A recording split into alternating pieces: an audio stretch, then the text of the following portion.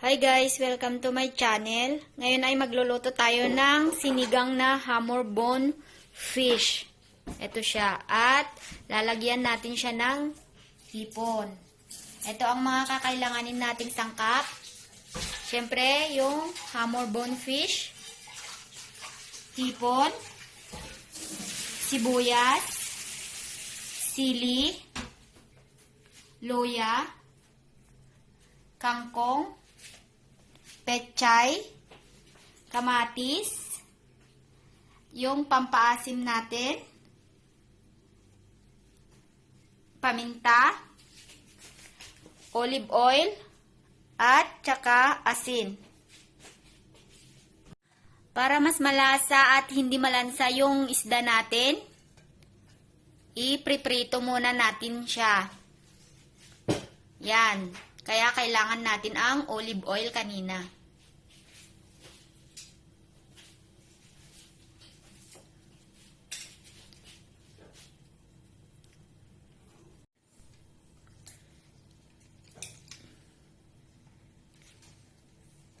Yan guys, para matanggal ang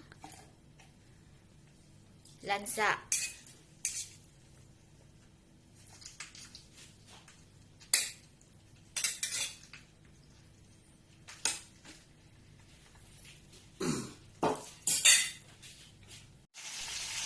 Yan, lalagyan natin ng kaunting asin para magkalasa yung isda natin.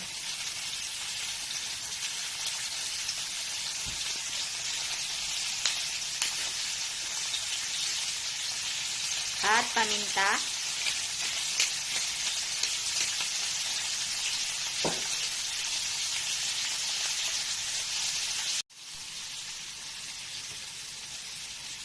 Yan guys, pwede na natin siyang baliktarin.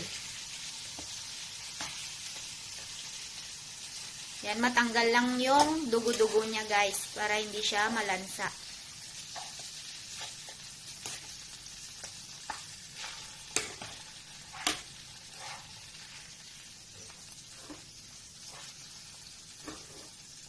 Yan. Ng ilang minuto lang, pwede na siya sigang. Yan guys, pwede na siyang hanguin.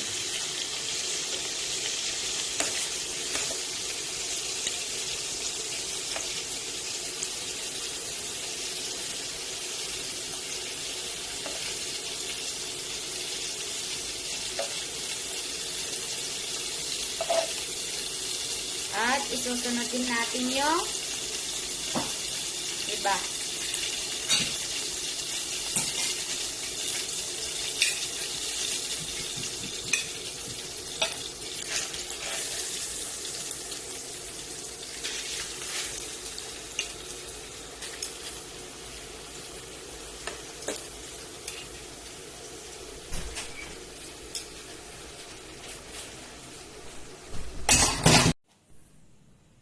Ngayon ay igigisa natin ang luya.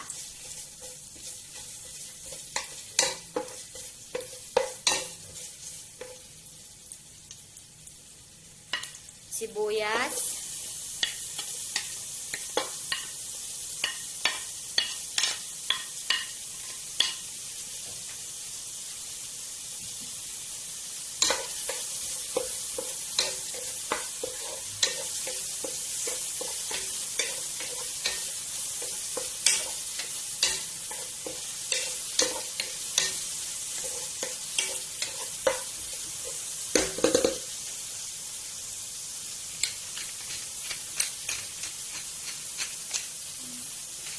Lagyan ng black pepper.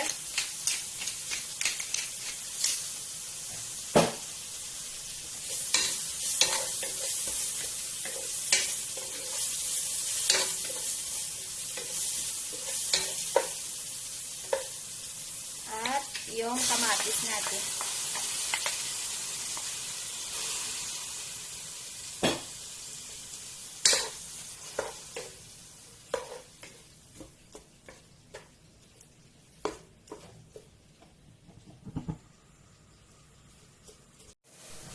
Yung pwede na ang kamatis natin, lalagyan na ng sabaw. And guys, nagpakulo na ako ng tubig para mas madaling kumulo.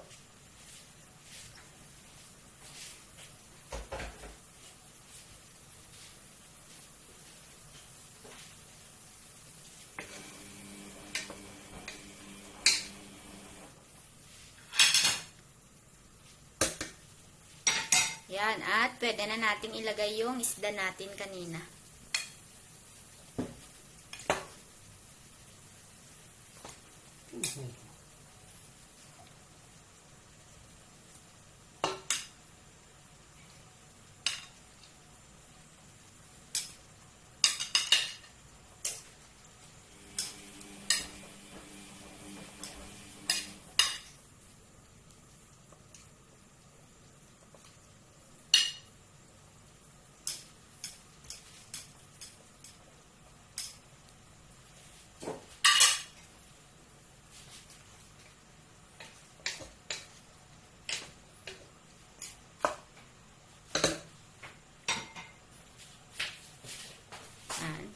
At pwede na nating takpan.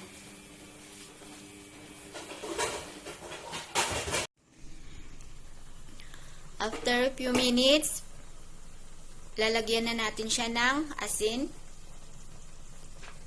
Yan, kulong-kulo na guys. At isunod na natin ang sili.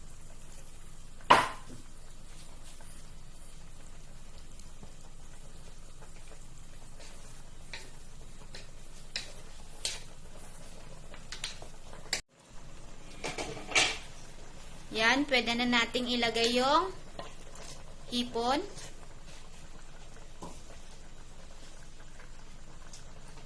Magantay na naman tayo ng ilang minuto at pwede na nating ilagay yung mga vegetables natin. Yung kangkong at pechay.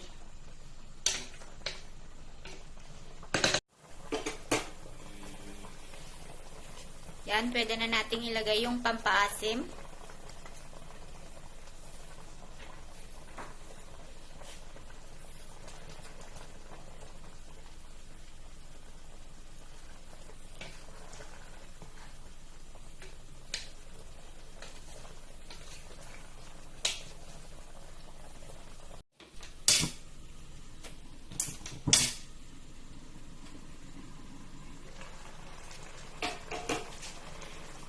Yan, pwede na nating ilagay yung vegetables natin. Pwede na nating pagsabayin yung pechay at saka kangkong.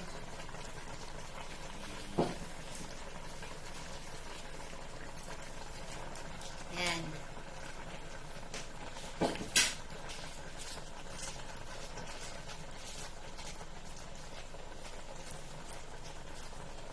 Yan, madali na lang to guys.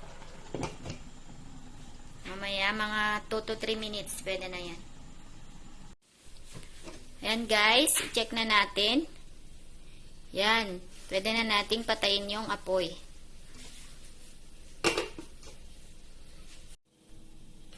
Ito na ang sinigang na hamor, bonefish natin at tsaka hipon. Yan, ready to serve na. Don't forget to subscribe, like, share, and comment on my channel. Salamat!